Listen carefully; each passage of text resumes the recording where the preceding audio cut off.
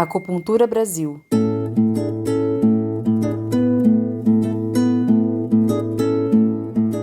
Olá, esse é o Acupuntura Brasil, podcast dedicado à medicina chinesa. Hoje vamos falar sobre acupuntura e oncologia e a nossa entrevistada é a professora Ana Cardoso.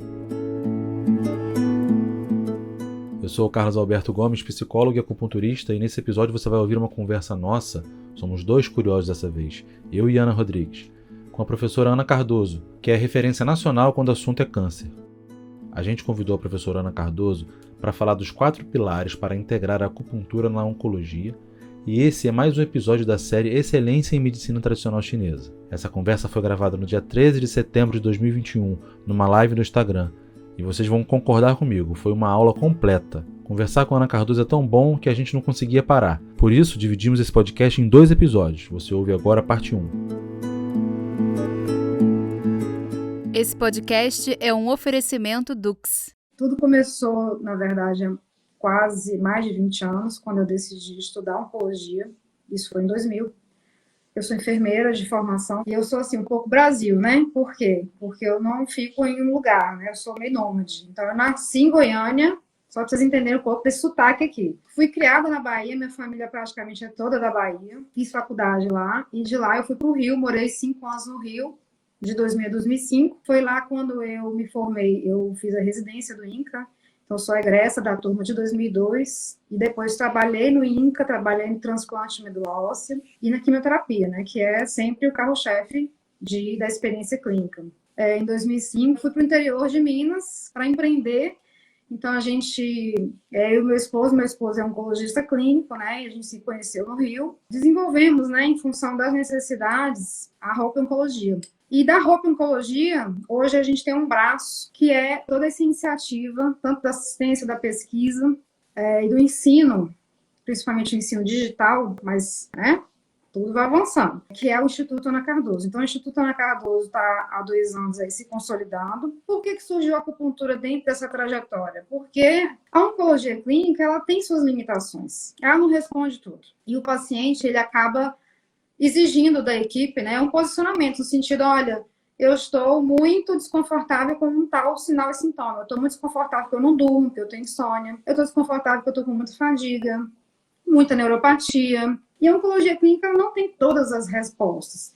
Então, por exemplo, neuropatia é um assunto ainda muito limitado. Passou-se o tempo, imagina, tem 21 anos que eu estou na assistência e a oncologia clínica não evoluiu para trazer uma resposta para esse paciente. O máximo que a gente tem é uma duloxetina ainda, que é uma evidência moderada para dor neuropática. Então, o paciente fica ali, de fato, com a qualidade de vida ruim, fica sintomático, ele tem distúrbios, né, inclusive mentais, em função da sensação tátil estar perturbada, dele ter sintomas como dormência, formigamento, não conseguir abotoar, né, pegar num garfo, enfim. E a gente sabe que isso tem níveis, tem variações. Tem pacientes que vão ter grau 4, uma neuropatia grau 4, que é muito intensa, né? E aí, o que acontece? Nesse caminhar, eu entrei no stricto sensu, né, além desse processo todo de especialização, e no mestrado em 2013, 14 mais ou menos, dentro lá da pesquisa do mestrado, eu vi que quase 70% das pessoas que estavam expostas aos tais quimioterápicos neurotóxicos, né, desenvolviam desfechos neurológicos no sentido da sensibilidade, ou seja, 70% é muito. É uma incidência alta, ou seja, é muita gente tendo esse problema. E aí a pergunta é, tudo bem, existe esse problema, ele é relevante, ele impacta negativamente a vida desse paciente, o que tem para fazer? A resposta é nada, nada. Como se nada? Você observa o paciente, vê se ele vai piorar os sintomas, ou retira a quimioterapia dele, diminui dose, ou exclui os últimos ciclos, e aí você começa a colocar em xeque a eficácia desse tratamento, que é um dos tratamentos standard aí da oncologia, que é a quimioterapia, por exemplo.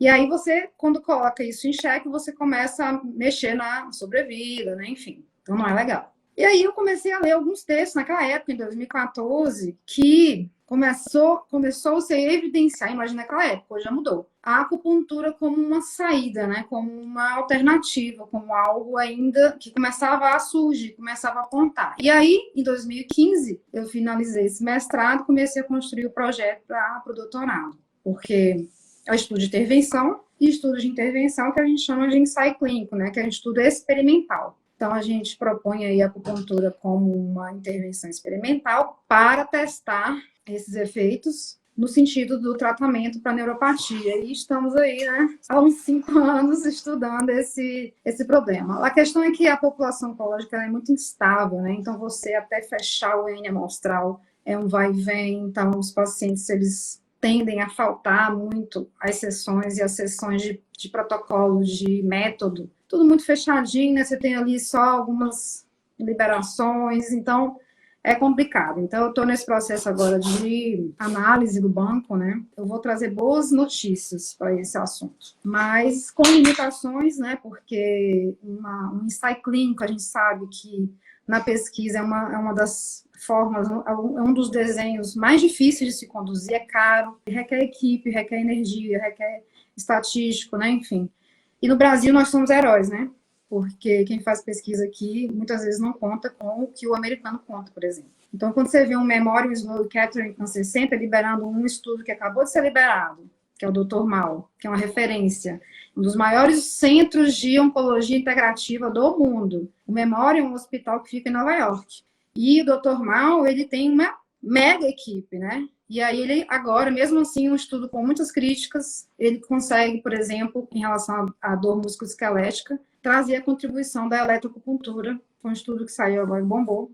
E a aurículo, comparado com standard, ele consegue demonstrar que a eletroacupuntura e a aurículo são melhores do que cuidados usuais, por exemplo, para dor musculoesquelética nos sobreviventes, né? Então, você imagina um cara que está num centro gigante, num centro avançado, num departamento que tem muitas pessoas ajudando, com essa dificuldade lá nos Estados Unidos, imagina aqui, né? Como é que a gente vai? A gente vai morrendo, né? A gente vai sangrando, né? A gente vai se descabelando. Então, é complicado. Mas, enfim, estamos aí finalizando esse processo, trazendo, graças a Deus, mais um bloquinho, né? Eu gosto de falar assim. A gente está entrando com mais uma areia ali na construção do estado da arte sobre intervenção para neuropatia, por exemplo. Pronto, então, e aí nesse caminhar, né, surgiu aí o convite da formação em acupuntura e oncologia, inclusive pela escola que eu estudei. O professor me ligou em 2018 falando assim, Ana, tá todo mundo ligando aqui na escola, querendo saber se a gente tem algum produto, algo, né, sobre oncologia. Eu pensei em você logo, porque eu sei que você está no doutorado, eu sei que você atende muitos pacientes, porque tudo começou com um protocolo propriamente dito, né? E aí, dentro do ambulatório, a gente está ali diante de todas as realidades, você acaba aplicando em todos, né? Você não está só com os pacientes de pesquisa, você está com os pacientes da clínica. E aí, os oncologistas brilham, né, o olho, porque eles começam a ver os São Tomés da vida, né? Porque o médico oncologista, ele é treinado para desconfiar de tudo. Na verdade, ele é treinado para tratar o paciente com base em evidência. Ele estuda assim, é assim que ele estuda. Então, quando ele não vê a intervenção desenhada em pesquisa, ele fala, sei não, hein? Esse negócio vai funcionar, não. Mas, quando a gente traz, inclusive, eu fiz até essa pergunta na minha enquete hoje, quando a gente lida com as pessoas céticas, né? Tanto o paciente quanto o profissional. E pensa assim, será que isso funciona? Isso aí tá meio estranho. Tem pesquisa? Tem evidência? O que tem? E aí a gente entra nessas duas questões, né? Ou você traz uma explicação baseada na prática clínica, em que você de fato mostra resultado, foi isso que aconteceu lá no meu serviço. Eu só consegui respaldo dos médicos quando eles viram que a acupuntura funcionava. Até então, eu até esses dias fiquei sabendo, né? Achei graça, de um médico esse era cético, completamente. Hoje não mais, ele já se rendeu, ele é paciente de acupuntura hoje. Mas toda vez que eu aparecia com o meu laserzinho lá para fazer a intervenção, paciente de pesquisa, ele passava nas minhas costas e falava o paciente assim, ó. Eu falei, filha da mãe! Quando eu fiquei sabendo que ele fazia isso, foi isso aí, não. E aí, depois de passar o tempo, né, você imagina, isso foi no início porque eu estava blindada pelo meu parecer do comitê de ética. Meu filho, se você aceita, se você não aceita, para mim, você me dá esse paciente aqui que eu vou tratar. Ele é paciente de pesquisa, ele é paciente com critério para entrar. Toma aqui, assina esse termo de consentimento, vai dar bom, confia em mim, vai dar bom. Pronto. Entrava, começava, e aí os resultados clínicos começavam a aparecer. E outra, fazer o uso da laser acupuntura para tratar um problema que eles não tratam. Então, aí você, de fato, contribui de forma enorme para essas questões, como eu falei. Então, neuropatia começou a ficar como uma referência para laser acupuntura. Então, todos os casos de neuropatia que eles não davam conta, os pacientes não toleravam o medicamento. E aí, mandava para mim, né? E todos os prontuários a gente tinha lá. Tem ainda, né? Encaminho para acupuntura, encaminho para acupuntura, encaminho para acupuntura. E nem, às vezes o paciente não tinha critério para entrar na pesquisa, encaminha para acupuntura. Não quer nem saber se é pesquisa ou não. Então a gente começou a inverter esse jogo, né? Ou seja, a gente começou a ter um ceticismo e aí isso passou a não acontecer mais. Até porque de 2020 para cá, a gente pode até colocar isso no PubMed, a gente vai ver uma curva assim, impactante, né? É um crescimento exponencial, porque ela vinha assim em relação a publicações da acupuntura na oncologia. E aí a gente tem um picão. E aí 2020 foi um boom, porque a gente teve grandes revistas com fator de impacto alto publicando pesquisas sobre acupuntura. E aí os oncologistas faziam assim, ó. Opa, isso aqui a acupuntura trata. E não é só neuropatia. Então a dor da oncologia, que é um assunto enorme, a neuropatia, aí começou a entrar fadiga, começou a entrar outras náuseas e vômito, já é clássico, né? É uma recomendação A1, uma recomendação plena. Se eu digo que a acupuntura é recomendação A1, eu estou dizendo que todo serviço de oncologia tinha que ter um acupunturista. Aí a pergunta por que não tem, né? Então aí a gente perpassa também por várias situações, uma delas é a falta de capacitação, porque a gente sabe, né, Ana, que a oncologia, ela é uma especialidade que nem na graduação o povo está dando atenção. Porque não é classicamente uma disciplina obrigatória ou qualquer coisa que seja dentro da graduação da saúde, nem na pós. Se você quiser estudar oncologia, você tem que fazer uma pós de oncologia. Então, por exemplo, quem estuda saúde do idoso como especialidade, vai ver oncologia ali bem rápido, chapiscar. Saúde da mulher. O povo mesmo que ama a saúde da mulher. Ama a saúde da mulher, mas quando fala que é câncer de ovário, foge. Quando fala que é câncer de mama, foge. Que saúde da mulher é essa, então? Que você trata a saúde da mulher, mas não quer tratar oncologia, não quer ver oncologia. Uma pergunta para tentar contribuir nesse primeiro bloco nosso, ainda falando de uma forma geral com as coisas, né?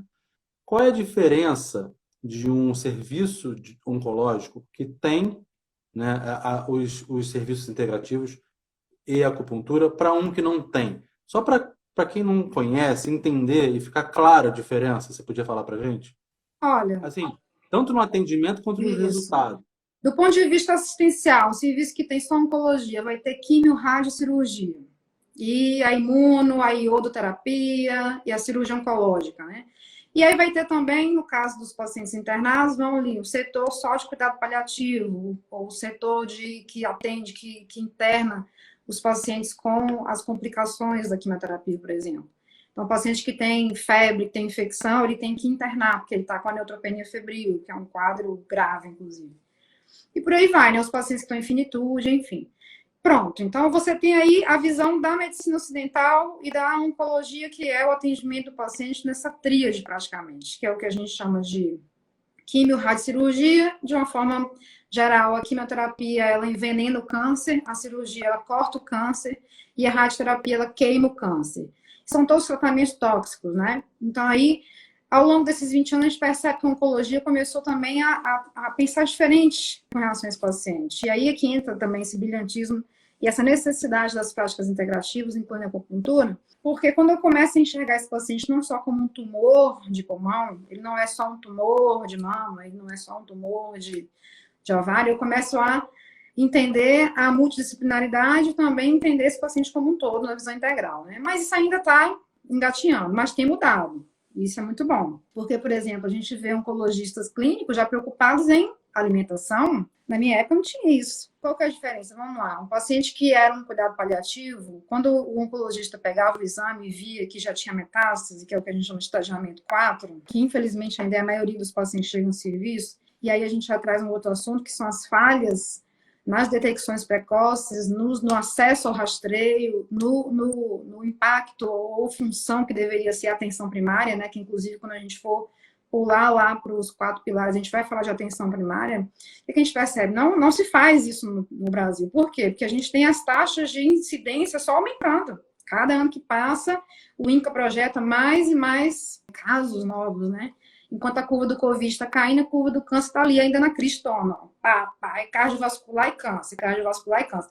E existe uma perspectiva muito ruim, que daqui a 10 anos, 2030, o câncer vai ser a primeira causa de mortes. Então, a gente tem que pensar em prevenção. E o serviço que tem a prática integrada, eu vou ter esse indivíduo completamente visto isso, se eu tiver realmente uma cobertura significativa dos pacientes, que às vezes o que a gente vê, Carlos? A gente vê assim, a modinha, né? O serviço tal tem acupuntura. Aí você fala, pô, bacana. O serviço tal, o paciente faz reiki. Aí você fala, nó, arrasou. Aí você fala assim, não, o serviço tal tem floral, tem aromaterapia, tem reiki, tem mindfulness, tem acupuntura, tem yoga, serviço completo. Aí você vai ver a cobertura, nem 20% dos pacientes têm acesso às práticas integrativas. Então é só para inglês ver. E aí que a gente tem que entender essa questão também de ter, para dizer que tem, e efetivamente ter, tá? E aí, quando eu tenho de fato, né? Então, vamos considerar que esse serviço, ele tem mesmo um departamento de oncologia integrativa, e que leva em consideração, inclusive, as PICs todas, né? Eu nem citei todas aqui, mas hoje são 29 PICs. Inclusive, o próprio SUS também não tem esse dado de cobertura. Se você perguntar hoje, porque o Brasil é péssimo de estatística, tá, gente? Estados Unidos tem tudo documentado, o paciente entra, já gera banco de dados. Aqui não, confusão. Você vai fazer um compilado de dados do paciente, você urra, porque você não tem. O Brasil é muito ruim em função de tecnologia da informação, no sentido de dado, né? Então, a gente não tem esse dado, inclusive. Eu estou aqui falando sobre algo que eu nem tenho número para falar, mas eu acredito que muitos serviços não têm uma cobertura significativa. O que é uma cobertura significativa? É aquela em que, de fato, eu vou ter resultados, desfechos diferentes, né? Esse paciente ele vai ter uma redução de náusea e vômito, ele vai ter uma redução da ansiedade, ele vai ter uma redução da insônia, ele vai ter uma redução da neuropatia. Por quê? Porque ele trata com a acupuntura a neuropatia e vai tratar junto com a alopatia, ou não vai precisar da alopatia, porque a acupuntura deu resultado. E por aí vai, né? Então, esse paciente ele consegue ter uma quantidade de fármaco menor, porque ele usa uma aromaterapia, um floral de Bach, uma acupuntura para insônia, paciente de quimioterapia, por exemplo. Então, o desfecho que esse paciente vai ter, tecnicamente, o resultado é uma tolerância maior aos problemas que o próprio câncer causa e uma tolerância maior aos efeitos tóxicos que o tratamento do câncer causa. Então, na verdade, a gente tem duas questões: problemas da doença câncer e problemas dos tratamentos adicionais. Na verdade, a gente está falando da história natural do câncer. Quando eu digo que são 4 pilares, o que eu estou contando é algo que é senso comum, que é a história natural do câncer, que é exatamente essa. Eu preciso de um indivíduo que se expõe ao longo do tempo aos fatores de risco, cronicamente, né? Porque o câncer não surge do nada. Bati aqui a cabeça e tive um câncer aqui. Não é assim que acontece. Eu preciso de uma história contada ao longo do tempo, inclusive na pediatria. Então, quando a gente tem manifestos tumorais em criança, a gente tem que pensar assim: como é que foi a vida dessa mãe, desse pai? Vamos puxar pela ancestralidade, antes da concepção da criança. Como que foi essa concepção da criança? Como que foi a gestação dessa criança? Como que foi o parto? Como é que foram os 1000 dias dessa criança?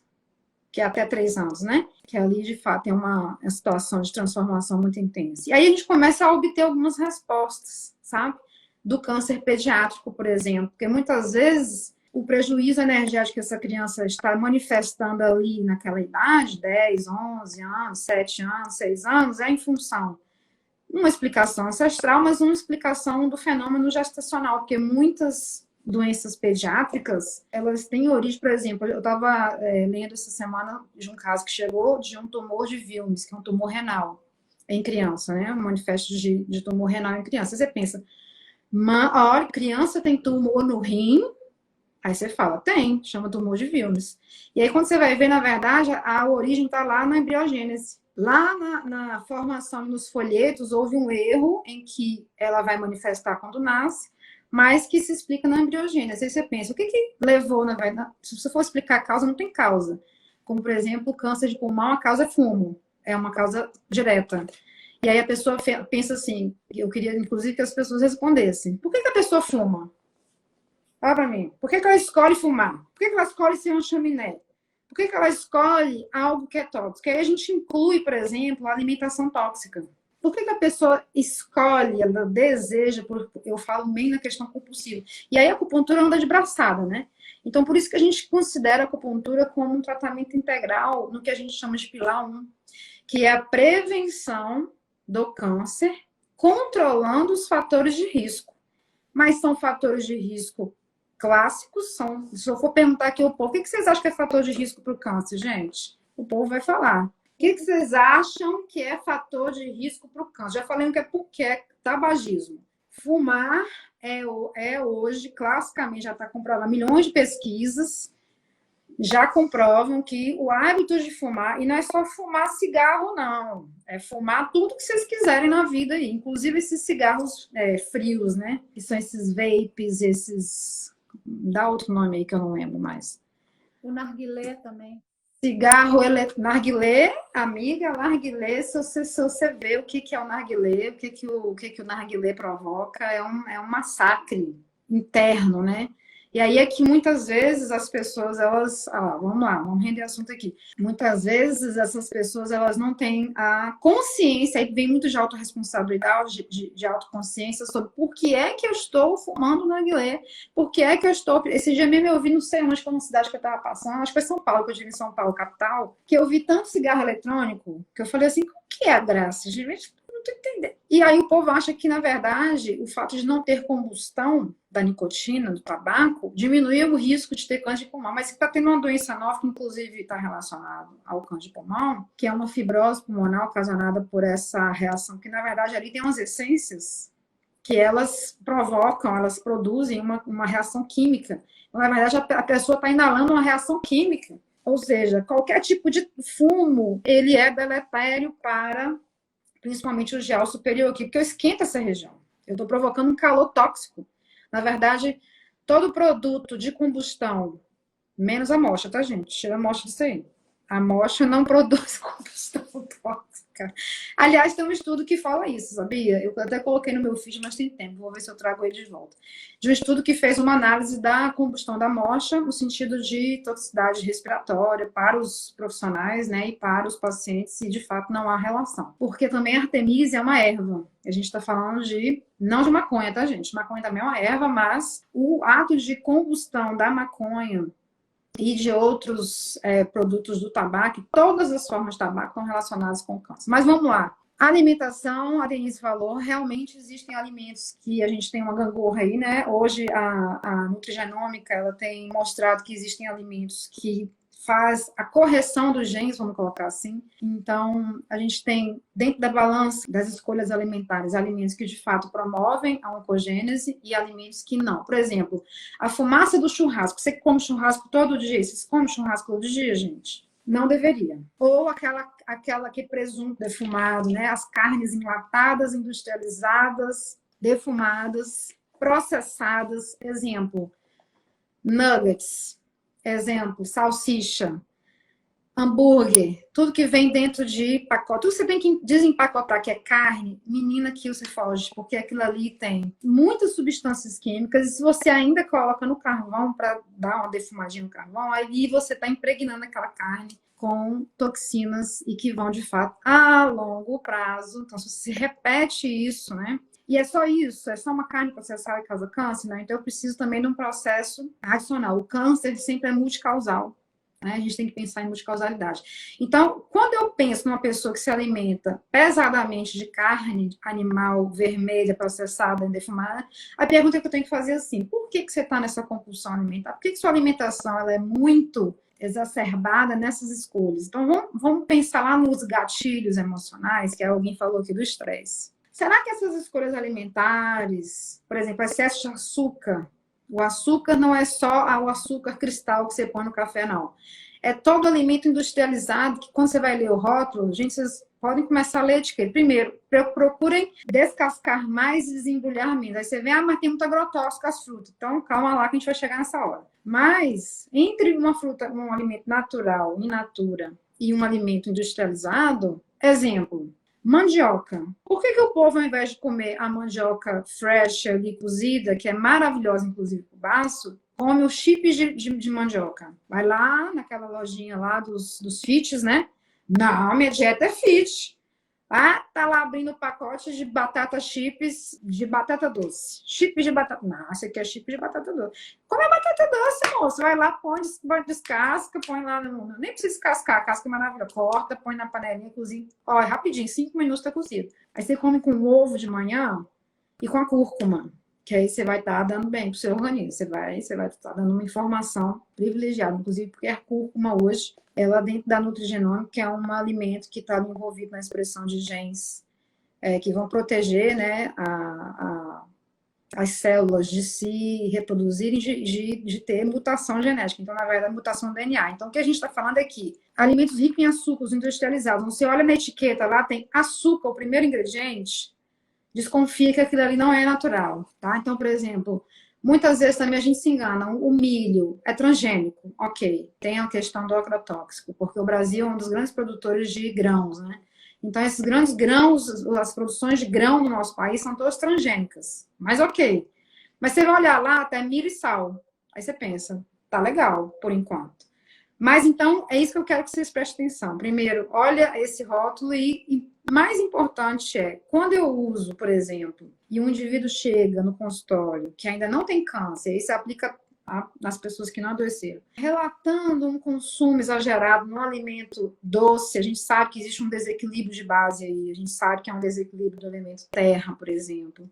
Quando um indivíduo que tem a necessidade de comer muita comida salgada, por exemplo, todos esses alimentos defumados, a gente sabe que esse indivíduo provavelmente está lidando aí com um desequilíbrio do elemento água e por aí vai, tá? Então, a gente junta todos esses manifestos, como, por exemplo, o estresse, que a Cris falou aqui.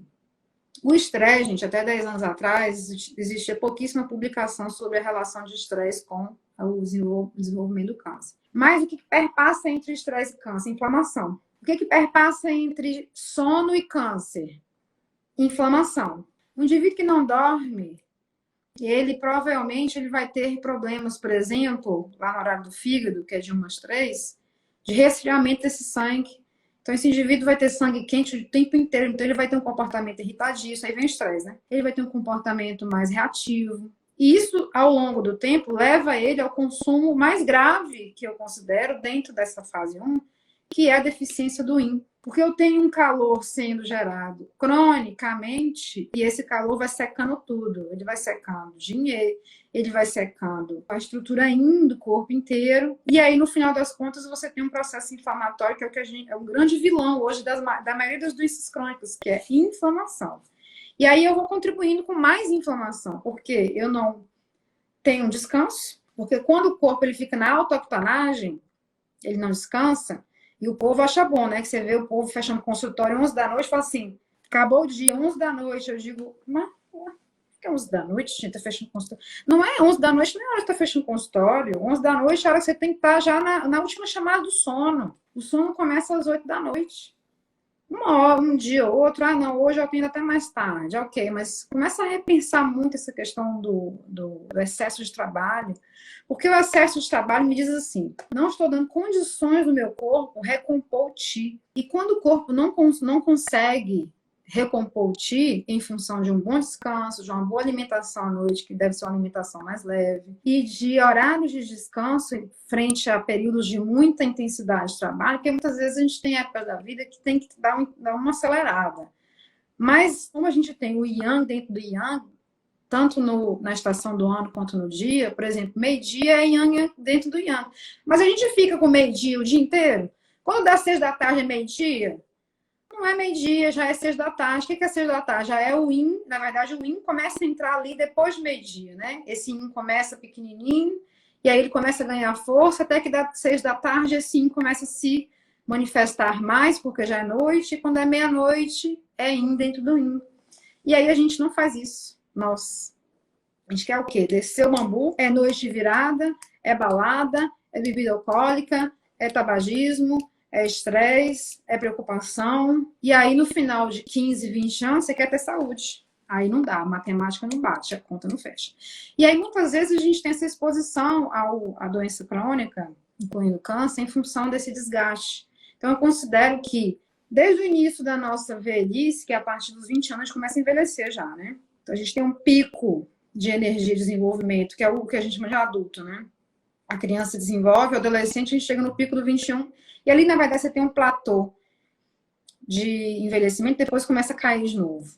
E começa a cair, né? No envelhecimento propriamente dito. Então, o que a gente faz dos 21 até os 40, vamos colocar assim, é descer o bambu. A gente não obedece esse ritmo e a gente não preserva o nosso ding, que é o que a gente deveria gastar na velhice. A gente consome isso aí tudo. Então, a sequência é essa. Eu gasto muito meu ti, não descanso, ele se consome, aí o yin começa a se consumir.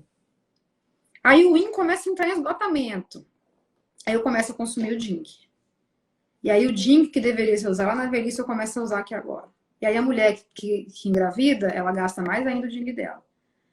O homem que tem muita relação sexual, ele também vai começando a desgastar a sua essência na relação sexual em demasia. A gente sabe que relação sexual em demasia também traz uma deficiência do yin do rim. Esse processo crônico vai desgastar. Então, como que a acupuntura e as práticas integrativas ajudam nessa fase 1, que é a fase que a gente chama de prevenção primária? É de contribuir com todos esses fatores clássicos, não clássicos. Clássicos são sol, alimentação, exposição, na verdade, a vírus, radiação ionizante, qualquer tipo de radiação que vocês imaginarem. Então, o sol, por exemplo, é um tipo de radiação ionizante, mas, por exemplo, raio-x em excesso também é um tipo de radiação ionizante.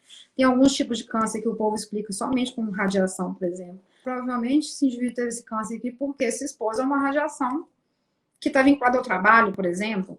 Então, quem trabalha nessas clínicas de radiologia está mais exposto a uma radiação ionizante do que quem não trabalha, e por aí vai. Então, a gente tem os fatores químicos, físicos e microbiológicos, que são os clássicos. Então, existem tipos de vírus, por exemplo, que elevam a chance de ter câncer, como o HPV. O HPV é um fator microbiológico, um fator viral. O HIV também é um fator que está envolvido com alguns tipos de câncer. Esses são os clássicos. E aí, quando a gente consegue, por exemplo, usar das práticas integrativas, também cronicamente, tá, pessoal? Não adianta fazer uma sessão de acupuntura. Ah, eu faço, minha saúde está ótima, eu faço acupuntura. Fez quantas vezes? Fiz uma sessão só. Não adianta. Então, do ponto de tanto, eu vou construindo a doença ao longo do tempo, eu vou construindo a saúde também ao longo do tempo. Mas vamos dizer que tudo deu errado, ou não deu tão errado, né? Porque, na verdade, a doença ela é uma oportunidade, né? Então, toda vez que a gente tem alguma situação ruim, uma enxaqueca, uma dor de estômago, um aperto no peito, uma angina, ó, vamos abrir o olho aí, ó, porque o corpo está querendo te mostrar alguma coisa. E às vezes não tem exames que se positivam, né? Eu tenho exames normais, mas a pessoa tá ali. Não, mas eu tô com essa dor. É legítima a dor, ela é real. Mas os exames não mostram, os exames da medicina convencional não mostram nada. No entanto, quando eu tenho um diagnóstico de câncer, que aí a gente vai para o pilar 2, esse diagnóstico já me revela o quê? Bom, eu tenho uma história a contar, e sempre tem, e essa história sempre é muito individual, porque eu já lesei o DNA. O que é lesar o DNA? É lesar um dos 3 tesouros da medicina chinesa, que é lesar o Jing.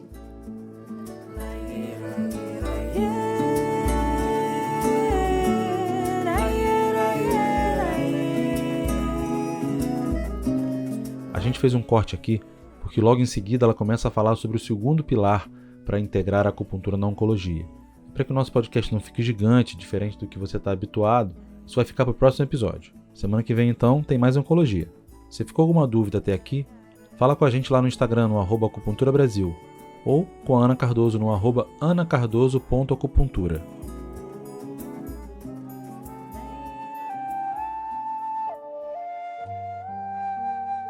Agora, o nosso Minuto do Pensamento Chinês Antigo com o professor José Bezerril. No poema 4 do Tao Te Ching, nós lemos esses 4 versos que nos orientam sobre a conduta taoísta. Cegando o corte, desatando o nó, harmonizando-se a luz, igualando-se a poeira. Cegando o corte significa não ser tão cortante no nosso contato com os outros devido a nossas ambições de realizar algo. desatando o nó das complicações e tensões físicas e mentais, harmonizando-se à luz, confundindo-nos com a paisagem sem tentarmos nos destacar e mostrar nossas qualidades, e igualando-nos à poeira, ou seja, sem termos um senso de autoimportância.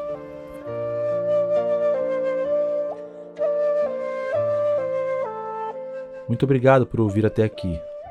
Esse podcast é produzido em parceria com a Dux e tem o apoio de Ecofibras, Instituto Tarran, Tequiacos e Instituto Ana Cardoso, a quem agradeço demais pelo incentivo de sempre. Quero fazer um agradecimento especial aos ouvintes que mandam mensagens pra gente. Esse incentivo é essencial para que a gente continue no gás. Nossa trilha sonora é a canção O Beija-Flor e a Flor, do Carrique, interpretada por Laura Zandonade e Felipe Veloso. Clara Marim empresta sua voz na vinheta Acupuntura Brasil. Vou ficando por aqui, mas proponho um breve relaxamento para quem puder. Feche os olhos, respire lenta e profundamente.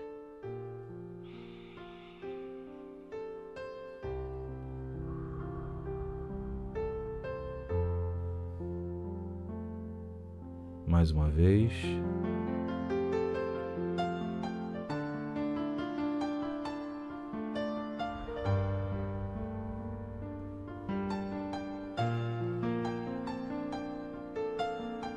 Até a semana que vem.